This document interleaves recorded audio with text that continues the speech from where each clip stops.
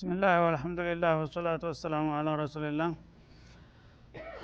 ቀደም ሲል የተጀመረውን ወይሰቢሑ ወራዱ የሚለውን አያት በማጠቃላይ ያለነው ሁለት አሚርና አርበድ የተባሉ የአረብ ዘላኖች ወደ ነብዩ መጥተው ወደ እስላም ከገቡ ባላቸው ተሰሚነትና ተቀባይነት ከነብዩ ህልፈት በኋላ ስልጣኑን ለነሱ የሚያደርጉ ከሆኑ እንደሚገቡና እንደሚደግፏቸው ካልሆነ ግን እንደሚቃወሟቸው ገልጸን ነበር የቆምነው። ከዛው ላይ በመነሳትና በመቀጠል እንግዲህ አሚርና አርበድ አኩርፈው ወጡ ከነብዩ ማለት ነው። በሚወጡ ጊዜ አሚር በጣም እንግዲህ ነገሩ አሳሰበው ማለት ነው። ዋናው መሪሱ ነበረና ይሄ ሰውዬ በጣም አደገኛ በቀላሉ የሚበገር አይደለምና ወይሱ ወይኔ የቀደመ ሞት አለበት ብሎ ወሰነ። ከዛ በኋላ መጀመሪያ እንግዲህ አንተን የጋራ መደራደርና መግባባት ካልቻልክ እኔ ይህችን ክልል መዲናን ማለቱ ነው የመዲናን ከተማ በብዙ ፈረሶችና በብዙ ጀግኖች እንደማጥለቀልቃት ነው አላቸው ማለት ነው። ጥጋበኛ ነውና በሚላቸው ጊዜ ይሄንን ለማድረግ ታስብ ይሆናል ግን የኔ ጌታ አይፈቅድልህም አሉት። አላህ ደሞ የቀይላ ልጁም አይፈቅዱልህም አሉት። ሱብሃንአላህ። እና የኔ ጌታ ወላሁ ያዕሲሙከ ሚነናስ ዶማን ሰጥቷቸዋል። ጌታ የፈለገው ሰው ቢመጣ በአለም ላይ ማንም አይነካህም ብሏቸዋልና አንተ ትመኛለህ፣ ምኞትህን የሚከለክልህ ነገር የለም፣ ለመፈጸም ግን የኔ ጌታ አይህን ፍቃድ አይሰጥህም አሉት። ሆኖም ደግሞ የቀይላ ልጆችም አይለቁህም አሉት። የቀይላ ልጆች ማለት አውስና ኸዝረጅ ናቸው፣ የመዲና ጀግኖች ማለት ነው። የመዲና ጀግኖች ገና ከመካ ሲወስዷቸው ቃል ኪዳን እንትና አቀባ ላይ ተፈራርመው ነው የወሰዱት ማለት ነው። እና እኛ ሀገር እንወስደውታለን፣ ተልኮውን እንዲያደርሱ ባለ አቅማችን ሁሉ ድጋፍ እንሰጠውታለን፣ እንንከባከበውታለን። እኛ በህይወታችን ቁመን ማንም ሰው ልጆቻችንን፣ ሴቶቻችንን፣ ንብረታችንን እንደማይነካ እኛ ሳናልቅ ማንም ሰው አይነካወትም ብለው ቃል ገብተው ነው የወሰዷቸው ማለት ነው። ይህን ካደረግንልዎት ለእኛስ ምን ያደርጉልናል በጌታው በኩል ሲሏቸው ለኩሙል ጀና ጀነት አላችሁ ብለዋቸው ነበረ ማለት ነው። ወላሂ ላ ነቂሉ ወላ ነስተቂል አሉ። እንግዲህ አሁን ተስማምተናል፣ በዚህ ውለታ ላይ ተፈራርመናል፣ ትንሽ ቆይተው ነድማለሁ ብትሉ እንደማንመልስልህ ወቁ አሏቸው። በቃ እኛ ጀነት ማግኘት እንፈልጋለን፣ በዱንያ ላይ ያለን ሁሉ ነገር መስዋዕት እንከፍላለን ለርሰው አላማ ስንል ብለው ነበረ። ያችን ቃል ኪዳን ነው የሚጠቁሙት። በኒል ቀይላ አይለቁህም አሉ። እንዲህ በቀላል መስሎሃል ያመጡ የመዲና ሰዎች። እና የማንን መዲና ነው መተህ አንተ የምትወረው? እና አውስና ኸዝረጅ እኮ በታሪካቸው የታወቁ ጀግኖች ናቸው። በጀግናም ቢሆን እኛ የጀግና ችግረኞች አይደለንም፣ እንዳንተው ጀግኖች አሉ እኛም አካባቢ፣ ተዛም በላይ ደግሞ ጌታዬ አለ በማለት ኮስታራ መልስ ሰጡት ማለት ነው። ከዛ በኋላ እሱ ወጣ።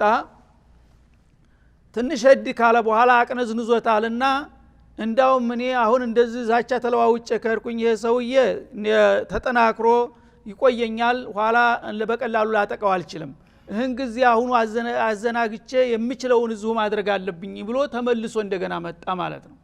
እና ጓደኛው ጋር ተማከረና አርበድ እኛ ሀገራችን ሄደን ገና ኃይል አስተባብረን አሰልጥነን እስከምንመጣ ይሄ ሰው ኃይለኛ ስለሆነ ይቀድመናል፣ ያ እንዳይሆን አሁን እንደገና ሌላ ሐሳብ ያዝን መስለን አንድ ሐሳብ ማናግረህ አለ ብዬ እኔ ላነጋግረው በወሬ በማዘናጋው ጊዜ አንተ ከጀርባ ዙረ በሰይፍ አንገቱን አውርደው ብለው ተስማምተው በዚህ ይመጣሉ ማለት ነው። ተመልሰው መጡ እና በር ላይ ቆረቆሩና ያው አሁን የወጣ ነውና አሚር ነንና ያነጋግሩናል፣ አዲስ ሐሳብ ይዤ መጣሁኝ ይላቸዋል። ሊሰልሙ ነው መስሏቸው እሳቸው እሺ አሉና ተቀበሏቸው ማለት ነው። ይሄ አሚር እንግዲህ የፊት ለፊታቸው አረቦች ያው በባህላቸው ሲነጋገሩ እንዲህ ፊት ለፊት ብሎ ጢሙን እያሻሸ ነው የሚያጓራው ማለት ነው። እንደዛ ጢማቸውን እየነካካ እንደው እኮ እኛ የአንድ ሀገር ልጆች ነን ብንግባባ ይሻላል፣ ምን ያረጋል እንደዚህ መንት ማለቱ ምናምን ሲላቸው አንተ አልክ እንጂ እኔ እኮ ወትሮውንም ወደ ኃይል አልሄድኩም እያሉ ሲሉ ባይኑ ይጠቅሰዋል እሱ ከጀርባ ዙሮ እንዲመታቸው ማለት ነው። ያ አርበድ የሚባለው ከወደ ጀርባ ዙሮ ሰይፉን ሊመዝ እንደዚህ ይታገላል። አንድ ስንዝር ያህል ተመዘዘ በኋላ ሰይፉ ነከሰ፣ አልወጣም ማለት እጁም ደረቀ፣ ሰነፈዛው ላይ እንደጨበጠ ማለት ነው። እና ይሄኛው በጣም ተጨንቋል። ባይኑ እንደዚህ እሳቸውን ያናግራል ይለዋል። ያኛው ተይዟል፣ ምንም አይችልም፣ ይልፈሰፈሳል፣ ምን ይላል።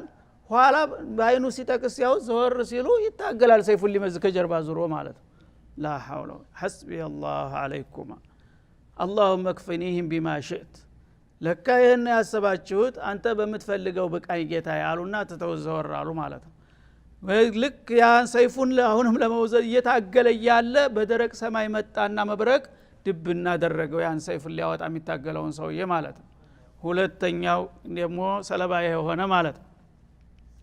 ይሄኛው አሚር እንግዲህ ዋናው ወንጀለኛ ገና ነው ማለት ነው። እሱ ያው ትእዛዙን ሰጥቶ እሳቸውን እያዘናገል ያስመታ ነበር።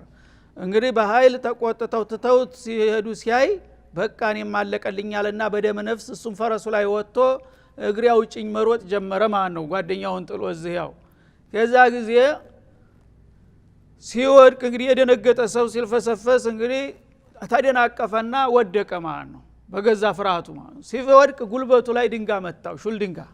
ያቺ ሹል ድንጋይ ወዲያውኑ ነቀርሳ ሆነችና እንደዛ አበጠ ጉልበቱ ማለት ነው። መንቀሳቀስ የማይችል ሆኖ አረፈ ማለት ነው። እዛ አንዲ ያገሩ ልጅ ነበረች ሰሉልያ የምትባል በመዲና አካባቢ የምትኖር እሷ ቤቱ ሰዱኝ አለ። በነፍስ ሆነ ወደው ደከመ። እሷ ቤት ሄደ ይጮህ ጀመር። ሌሊቱን ሁሉ እንቅልፍ አጥቶ ሲጓጉር አደረ። ጉደቱን ከጉደት البعير እንደ ግመል ነቀርሳ ወጣብኝ አይደለም ከየት መጣ ይሄ ጉድ እያለ እንደዚህ ሲያሻሻደርና በቃ መሞቱን ሲያውቀው እዚች ሴት ቤት መሞት የለብኝም እኔ የታወቅኩ ጀግና አውጡኛልና ፈረሱ ላይ አውጥተው እንደ ኩንታል በገመድ አሰሩት ማለት ነው። ወደ አገሬ በቃ እየሄድኩኝ መንገድ ላይ ልሞት አለ። አላህ አይሞቱ ሞት ሲያሞተው ማለት ነው። ቤቱ እንኳን ተኝቶ እንዳይሞት ግመል ፈረሱ ላይ ተጭኖ በገመድ እንዲሁ ገፍ ሲል መሃል መንገድ ላይ ሞተ እሱም ወዳውኑ ማለት ነው። በዚህ መልክ እንግዲህ አላህ Subhanahu Wa Ta'ala ልዩ ታምር ያሳየበት አጋጣሚ ነበርና ይህችን በዛ አንቀጽ ጠቀሰ ማለት ነው። ከፈለጋችሁ እኮ እንደና አርበር ልናርበረብዳችሁ እንችላለን፣ እንደና አሚር ዋጋችሁን እንሰጣችኋለን። አይታችኋል አይደለም እንደ ማንም አይነካኝም እያለ ሲደነፋ የነበረውን ጥጋበኛ ፈረስ ጀርባ ላይ ተንጠልጥሎ እንዲደርቅ አድርጌዋለሁ አይደለም እንደ ይላል አላህ Subhanahu Wa Ta'ala። ስለዚህ እንግዲህ አላህ Subhanahu Wa Ta'ala ሲፈልግ በማንኛውም ጊዜ እንደዚህ ማድረግ የሚችል መሆኑን ይጠቁመናል ማለት ነው።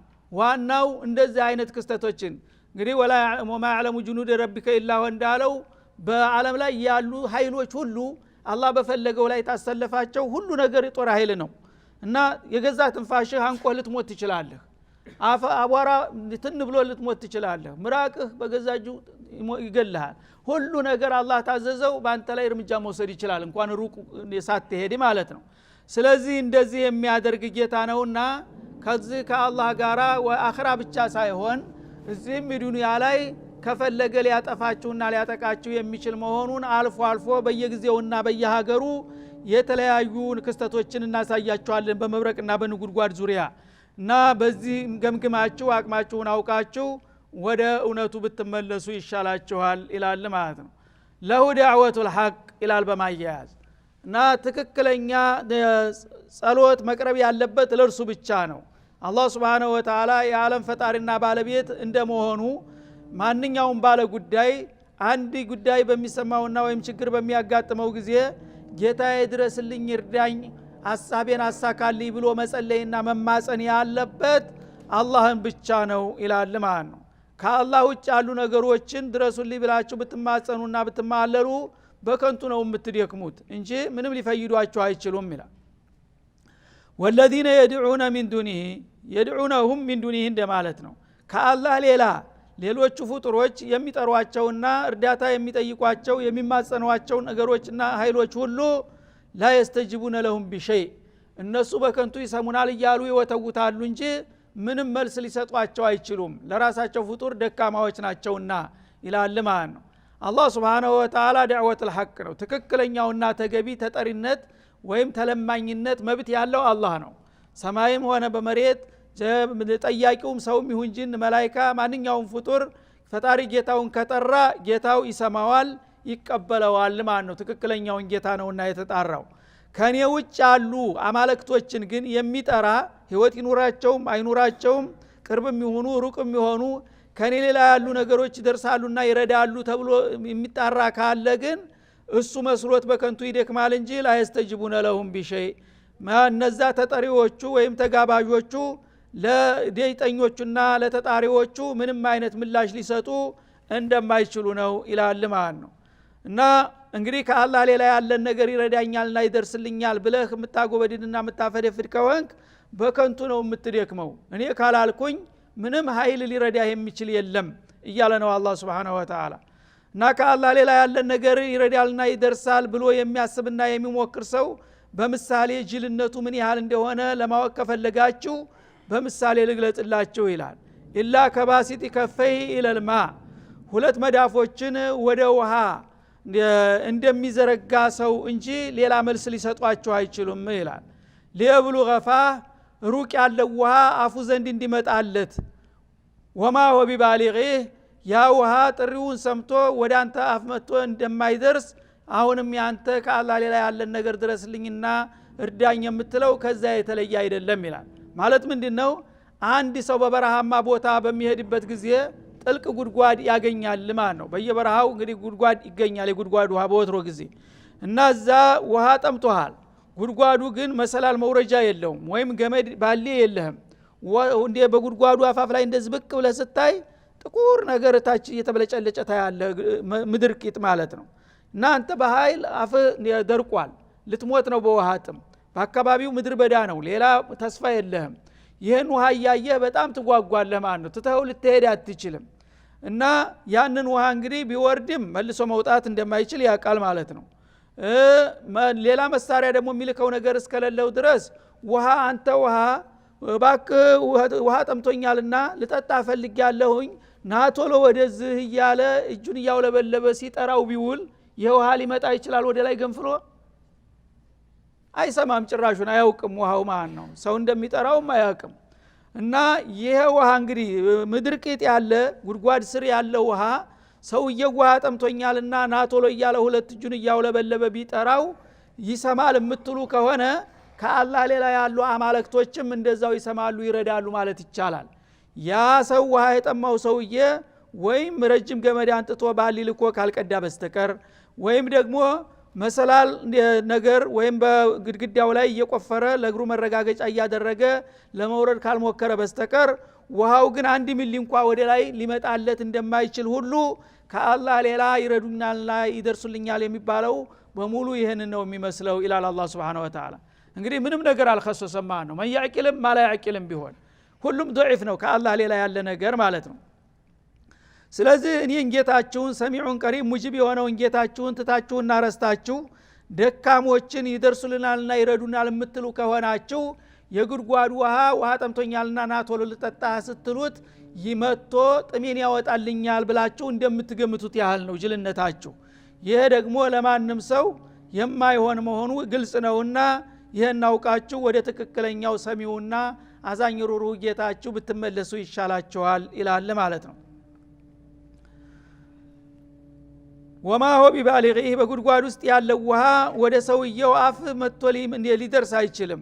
ወማ ዱዓኡ الካፊሪነ ኢላ ፊ ضላል የውሃ እንግዲህ ወደ ጥመኛው አፍ መምጣት የማይችል ከሆነ ካፊር የሆኑትም ሰዎች ከአላህ ሌላ የሆኑ አማልክቶቻቸው ለችግራቸው መፍትሄ ይሰጣሉ ብለው ሲጠሯቸው እንደማይደርሱላቸው ይሄ ምሳሌ ትክክለኛ ምሳሌ ነው። እና ያ ውሃ መጥቶ ለሰውየው ይጠጣለታል የምትሉ ከሆነ ከአላህ ሌላ ያለ ጣዖትም ይጠቅማልና ችግር ይፈታል ማለት ትችላላችሁ። ያ ውሃ እስካልመጣ ድረስ ግን ከአላህ ሌላ ያሉ አማልክቶች በዱንያም በአኺራም ለአገልጋዮቻቸው ምንም ጥቅም የማይሰጡ መሆኑን ከዚህ ለይታችሁ አተዋቸው በማለት በምሳሌ ይገልጣል ማለት ነው። እና ወማ ዱዓኡ الካፊሪነ የካሃዲዎች ጥሪና ውትወታ ኢላ ፊ ዶላል በከንቱ እንጂ አይደለም። እንዲሁ በማይሰማቸው በማይጠቅማቸው ነገር ነው የሚወተውቱት ጉልበታቸውን፣ ገንዘባቸውን፣ ጊዜያቸውን የሚያባክኑት እንጂ ከኔ ላይ ያለ ነገር ምንም ሊረዳና ሊደርስ የሚችል ነገር የለም ይላል አላህ Subhanahu Wa Ta'ala። እንዳለመታደል ግን የሰው ልጆች ይሄ ሁሉ እየተነገሩና እያወቁም ግድ የለም ይሁን ቢሻው እና ወጀድና ባአና እያሉ እስካሁን ድረስ የሚደናቆሩት ብዙዎቹ ናቸው ማለት ነው። ስለዚህ የለየላቸው ካፊሮች ብቻ አይደሉም። እኛ ሙስሊም የምንባለውም በተለያየ መልኩ ዲናችንን ባለማወቃችን እዝስተት ውስጥ እንገኛለን ማለት ነው። ወደ ገጠሩ ብንገባ ዘመዶቻችን፣ አባቶቻችን፣ እናቶቻችን፣ አጎቶቻችን እስካሁን ድረስ አያውቁም። ባዲገዙ፣ ጨሌው፣ ቆሌው፣ አድባሩ ይረዳናል እያሉ እጣን ሲያጤሱ ነው ቡና ሲቀሩ ቄጠማ ሲጎዘጉዙ ታገኛለህ አብዶዬ ሸህዬ እያሉ ያ ነው ነፍሱ ነው ራሱ ማለት ነው እና የሌሎቹን የጎላውን በቤተ ክርስቲያን አካባቢ ያለውን ብቻ አይደለም በእኛ በሙስሊሙ አካባቢ የሚሰራው ራሱ ይሄ ነው ማለት ነው ሁሉ ጊዜ ከአላህ ሌላ ያለ ነገር ይደርስልኛልና ይረዳኛል የሚል ሁሉ ወማዱ አውል ካፊሪነ ኢላ ፊ ضلال እና እነዚህ ካፊሮች ናቸው እያለ ነው አላህ Subhanahu Wa Ta'ala የካፊሮች ደግሞ ጥሪ ሰሚ የሌለው እሪ በከንቱ ነው ምንም ዝም ብሎ ይደክማል እንጂ ምላሽ አያገኝም እያለ ነው አላህ Subhanahu Wa Ta'ala ስለዚህ በተቻለ መጠን ይሄንን አውቀን ሩቅ ሳንሄድ ሌሎቹ የለየላቸውን ካፊሮች መተቸትና መርገም ሳይሆን በእኛ አካባቢ የኛን ወንድሞች ወገኖቻችንን አባት አጎት አክስቶቻችንን ከእንዲህ አይነት ስህተት እንዲወጡ የምንችለውን ሁሉ መጣር ይኖርብናል ማለት ነው ካልሆነ ግን እነሱ ብቻ ሳይሆኑ እኛም ተጠያቂ እንሆናለን ማለት ነው ወሊላሂ يسجد من في السماوات والارض طوعا وكرها ይላል አሁንም እንግዲህ አላህ Subhanahu Wa Ta'ala ኃይልና ጥበቡ ግርማና ኃይሉ ምን ያህል እንደሆነ ሲጠቅስ ያስተዋወቀን በመቀጠል ላይ አላህ Subhanahu Wa Ta'ala ማንነቱን ለማወቅ ከፈለጋችሁ በሰማያትና በምድር ውስጥ ያሉ ፍጥረታቶች ሁሉ የኩሉ ወደው ኩሉም ጠልተው የወደደም በውድ የጠላውን በግድ ለጌታ እኮ ይሰግዳሉ ይላል ማለት ነው ይሄም ብዙዎቻችን ተነቡህ የማንሆነው ሐቂቃ ነገር ነው ማለት ነው እና በአለም ላይ ያሉ ፍጡሮች በሙሉ ለጌታ ይሰግዳሉ ይላል አላህ Subhanahu Wa Ta'ala ግን አሰጋገዳቸው በሁለት መልክ ይከፈላል አንዱ ክፍል በሙሉ ፍቃዱ ያው ጌታው መኖሩን አውቆ በአክብሮት በስሜት በእخلاص ለጌታው የሚሰግደው አለ እንደ መላእክት እንደ ሙእሚነል ጂንና ሙእሚነል ኢንስ መስል ማለት ነው ሌላው ደግሞ ከርሃን ይሰግዳል ይላል በግዱ ባይወድም በግድ ያሰግደዋለሁ ይላል ማለት ነው እንግዲህ በማንኛውም መልኩ ፍጡሮች ለጌታቸው ማጎብደዳቸውና መገዛታቸው አልቀረላቸውም ልዩነቱ ግን እኩሉ በፍቃዳቸው ተገዝተው ከጌታቸው ዘንድ ዋጋ የሚያገኙ ይሆናሉ ሌሎቹ በግድ ተገደው ይገዛሉ አጅር የላቸውም ማእዙር ናቸው ወንጀለኞች ናቸው ማለት ነው ይሄ ማለት ምንድነው የተፈጥሮውን ስጁድ ነው የሸሪዓውን ስጁድ ሳይሆን እንዲያርጎ ያስቀመጠው ማለት ነው የተፈጥሮ ከውኒ የሆነ ስጁድ አለ ስጁድ ሲባል ሁለት ነው አንደኛ በሸሪዓ የታወጀ ስጁድ አለ ያው አምስት ወቅት ሶላት ለምሳሌ ስገዱ ብሎ በቁርአን በሐዲስ ታውጇል ይሄ የሸሪዓ ስጁድ ነው ማለት ነው ሁለተኛው ተፈጥሯዊ ስጁድ አለ ተፈጥሯዊ ስጁድ ነብይም ባይመጣ ማንንም ባያስተምር አላህ ሙባሸረተን በቀጥታ እያንዳንዱ ፍጡር እንዲሰግድ ያደረገው ነው ማለት ነው እሱ ምንድነው የጌታን ትእዛዝ ያለውል በግድ መፈጸም ማለት ነው ጌታ አድርግ ያለህን ታደርጋለህ ወደድክም ጠላህም ማለት ነው ያ ማለት ሰገድክ እጅ ነሳህ ማለት ነው እንግዲህ ጌታ የሚፈልግብህን ነገር ካደረክ አንተ እንኳን ሰገድኩ ባትል በእጃ ዙር በማይገባህ ቋንቋ ሰግዱሃል ማለት ነው አንተ እና ተፈጠር ሲልህ እሱ ባለው ቀን የምትፈጠር ከሆንክ ጉልበት ካለህን ያልፈልግም አልፈጠርም ለምን አትልም እሺ ብለ መምጣትህ እኮ መስገድህ ነው ለጌታ ማለት ነው የጌታን ትእዛዝ ተቀበልክ ማለት ነው እደግ ያለው ያድጋል እሺ ብሎ የጌታን ትእዛዝ ተቀብሎ ማለት ነው ሙት ያለው ወዳውኑ ይሞታል አንዳንዱ ገና ከናቱ ወድ ይጨነግፋል ያን ሁሉ የሚያደርገው ማለት ያሰገድኩ እኮ ነው ይላል አላህ እና በእኔ ትእዛዝ ስር እየተገዛ እየተሽከረከርክ ነው ያለው ሀብታም ሁን ካልኩ ሀብታም ትሆናለህ ድሃውን ካልኩ ድሃ ትሆናለህ ህመምተኛውን ካልኩ ህመምተኛውን ጤናማውን ካልኩ ጤናማ ትሆናለህ ይሄ ሁሉ እኮ ስግደት ነው ተፈጥሯዊ ስግደት ነው ይላል አላህ Subhanahu Wa Ta'ala እያሽከረከርኩ እኮ ነው እየገዛው ነው አልገባህም እንጂ ነው የሚለው እና ጉልበቱ የምትቆራበት ጉልበት ዕውቀት ሁሉ ነገር በኔ ነው የምትሰጠው ማለት ነው የምትነፈገው በኔ የምትሰጠው በኔ ስለዚህ ሀብታሙ ሀብቶም ክሰር በሚለው ጊዜ ወዳው ይከስራል ለምን ማን ነው ሀብቴን የሚነካው አካካዘራፍ ለምን አይልም ወዳው ተንቆታክቶ መንገድ ዳር ቆሞ ስለምን ታገኘዋለህ ታንት ሚሊዮነር የነበረው ማለት ነው ዛሬ ባለስልጣን የነበረው ሀገር ሲገዛ ሲረግጥ የነበረው ወዳውኑ ተስልጣን ተባሮ እስር ቤት ተወርውሮ ታገኘዋለህ ማለት ነው ማን ነው እሱ እስር ቤት ይሻለኛል ተቤተ መንግስት ብሎ ነው የሚሄደው አላህ ነው እዛ የወሰደው ማለት ነው አሰገደው ማለት ነው እኔን ያልቆና አሰማ አይደለም በከርቸል ይሄዳል ከርቸል ይሄደ ሰግር ትኖራለህ ማለት ነው የኒያ የሌለው አጅር የሌለው ስግደት ትሰግዳለህ ማለት ነው ግን ጌታን ብታውቅ በፍቃዱ ብትገዛ መጀመሪያውኑ ስግደት ዋጋ ያለው ይሆን ነበር ማለት ነው ግን ወደዳችሁም ጠላችሁም ለኔ መገዛታችሁ አልቀረም እኔ እኮ የተገዦችን አላጣሁም ስልጣኔን ያረጋግጥኩባችሁ ነው ብትወዱም ብትጠሉም ነው የሚለው አላህ Subhanahu Wa Ta'ala ግን መገዛታችሁ ካልቀረ በጸባይና በፍቃዳችሁ ብታደርጉት ምንኛ ባማረባችሁ ነበር ነው የሚለው አላህ Subhanahu Wa Ta'ala ስለዚህ ለአላህ ሁሉ ነገር ይሰግዳል ማለት ለአላህ ሁሉ ነገር ይታዘዛል በሱ ስልጣን ሁሉም ነገር ይገዛል ማለት ነው ሲገዛ ግን ከፊሉ በውድ ከፊሉ በግድ እንግዲህ ሙእሚኖች በሁለት መልኩ ነው ጌታቸውን የሚገዙት ማለት ነው አንደኛ በተፈጥሮ ህግ ይገዛሉ እንደማንኛውም ያው ሁን ያለውን ይቀበላሉ ሁለተኛ ደግሞ በሸሪዓ አድርጉ ያላቸው ልዩ ኢባዳም ያከናውናሉ እነሱ ጧዓን ናቸው ማለት ነው ስለዚህ ተገደው ብቻ ሳይሆን የግዳጁን የውዱንም ኢባዳ ያደርጋሉ እነሱ ፈላህ አላቸው ማለት ነው ሌሎች ግን የሸሪዓውን ስገድ የሚለውን አልተቀበለውም ማለት ነው ይሄንን እንግዲህ ስላልተቀበለው ከጌታ ነፃ ወጣ ማለት አይደለም ጌታ በሌላ መንገድ እያሰገደው ነው ያለው እያሽከረከረው ነው ያለው ማለት ነው ስለዚህ ለእናንተ ቀረባችሁ ምስጋና ይንሳችሁ እንጂ እኔ እኮ መግዛት ያልቀረም ሁላችሁንም እየገዛኋችሁ ነው ይላል ማለት ነው ወዲላሉሁም ቢልጉድዊ ወልአሳል ባይገርማችሁ እናንተ ብቻ ሳትሆን ጥላዎቻችሁም ይሰግዳሉ ለኛ ይላል ጥላዎችህ ይሰግዳሉ እና አንድ ሰው በፀሐይ በሚሄድበት ጊዜ ጥላ አብሮት ይሄዳል አይደለም ተከትሎ ጥላውን እንዲያጥር እንዲረዝም የሚያደርገው ማን ነው ጧት ሰዓት ለምሳሌ ገና ፀሐይ ስትወጣ አድማስ ላይ አንተ ቁመ ስትሄድ በሜዳማ ቦታ ላይ ያንተ ጥላ በስንት ጥፍ ረዝሞ ፀሐይ በምስራቅ ነው የምትወጣው ወደ ምዕራብ ተዘርግቶ ታየዋለህ ጫፉን አታገኘውም አንዳንድ ጊዜ በጣም መርዘሙ ማለት ነው ያ አንተ ገና 2 ሜትር ማትሞላ ሰው ነህ ያን ሁሉ እንግዲህ 20-30 ሜትር ጥላ ያንተ ሱራ እንዲረዝም ያደረገው ማን ነው እሺ ያንተ ጥላ ነው ሲሄድ አብሮ ይሄዳል ስትቀመጥ አብሮ ይቀመጣል ያንተ ጥላ ነው ባንተ መጠን ነበር መሆን ያለበት እንግዲህ በተፈጥሮ ተለምዶ ቢሆን ኑሮ ግን አላህ እርዘም ሲለው ይረዝማል ስንት ጥፍ ረዝሞ ይሄ ያንተ ጥላ መስገዱ ነው አሁን እርዘም ብሎ ጌታ ስላዘዘው ፀሐይ ከምስራቅ ስለመጣች ወደ ምዕራብ አንተ እርዘም አለው ተለጠጠ ማለት ነው እንደገና ፀሐይ ያደገች ስትመጣ ወደ መሃል ሰማይ ስትመጣ እያጠረ ይመጣል ያ በስንት ጥፍ የነበረው አንተን እንኳን ማከላክቶት እግርህ ስር ይወሸቃል መሃል ሰማይ ሲሆን ደግሞ ማለት ነው እግርህ ስር በቃ የእግር መቆሚያ ብቻ ዚላል الفيء ይሉታል ፉቃሃዎች ማለት ነው እና ጭንቅላቱ እግሩን መለየት አይችልም ፊት ማሻአላህ ግዙፍ ነበረ አሁን ግን ትንሽ ብቻ የምትቆምባት ብቻ እግር ስር ትቀራለች ማን ያን ሁሉ ረጅም ጥላ ሰብስቦ ኮድኩዶ እዚህ ያስቀመጠው ይሄው ጥላህ እንኳን አንተ የተሻለ ለኔ ታዛዥ ነው ይላል ጥላህን እንኳን ገዘዋለሁ እንኳን አንተን ቀርቶ ይላል አላህ Subhanahu Wa Ta'ala ወዲላሉሁም የፍጥረታቶች ጥላ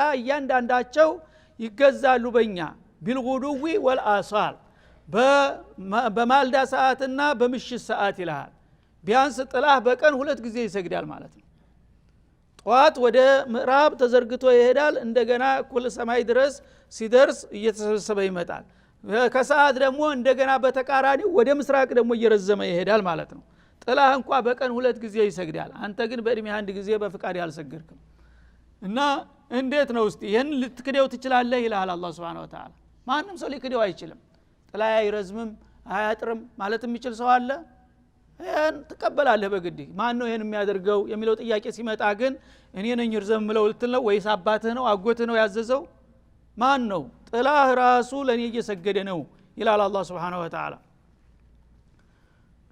ስለዚህ እንግዲህ አላህ Subhanahu Wa Ta'ala ብንወድም በውድ ብንጠላም በግድ የሚገዛን መሆኑ ነው በእነዚህ አንቀጾች የሚናገረው መገዛታችሁ ካልቀረ ምን አለ በክብራችሁ በፍቃዳችሁ ተስማምታችሁ እኔን ጌታችሁን ብትገዙና መልካም ዋጋና ወረታ ብታገኙ ይላል ማለት ነው ቁል መን ረቡ السماوات والارض ይላል በማያያዝ ይሽ እንግዲህ እንደ አይነት ጥያቄዎች መነሳታቸው ካልቀረ አድማሱን እያሰፋ ነው እንሄድና የሰማያትና የምድር ባለቤትና ጌታስ ማን ነው ብለህ እስቲ ጠይቃቸው ይላል እና ሰማይና ምድር የሚባሉ ዓለሞች አሉ ማንም ሊክዳቸው የማይችሉ እነዚህን 2 ግዙፍ ዓለሞች ሰማያትን አንዳይሉ 7 ሰማይ ማን ነው ባዶ ህዋ ላይ እየደረደረና ያስገኘው ምድርን ደግሞ በዚህ መልክ በተለያየ መልኩ ጋራ ተራራ ሜዳ ሸለቆ ወንዝ አድርጎ የፈጠረውና ያዘጋጀው ማን ነው ባለቤታቸው የሁለቱ ዓለሞች ብለህ እስቲ ጠይቃቸው ይላል እና እነሱ ይህን ጥያቄ ለመመለስ ፍቃደኛ ካልሆኑ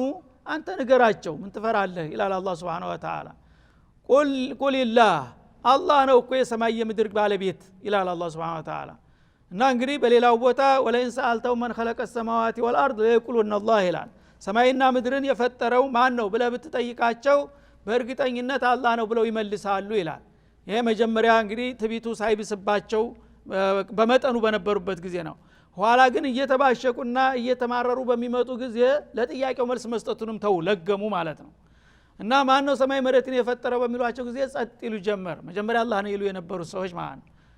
ቁልላህ አለ እሱ ዝም ብለህ አንተ ተናገር፣ እኔ መልሱን እኮ አጥቼው አይደለም የምጠይቅህ፣ ያው ይግባህ ብዬ ነው እንጂ አላህ ነው። አንተ ተናገርክ አልተናገርክ አላህ እንጂ ማን ነው ሰማይ መሬትን የፈጠረው ብለህ አንተ መልሱን ስጣቸው ይላል ማለት ነው። እነሱ ወዳቸው እያወቀ አንደበታቸውን ከለጎሙ ይሄ የታወቀ የለየለት ጥያቄ ስለሆነ አላህ እኮ ነው፣ ተናገራችሁም አልተናገራችሁ ሰማይ መሬትን የፈጠረው አንድ አላህ ብቻ ነው ብለህ አንተ ራስህ መልሱን ንገራቸው ይላል ማለት ነው። ቁል አፈተኸዝቱ ሚን ዱኒሂ አውሊያ፣ እና ከሱ ሌላ ታዳ ሌላ የምታመልኳቸውና የምትገዙላቸው ነገሮች ትይዛላችሁን?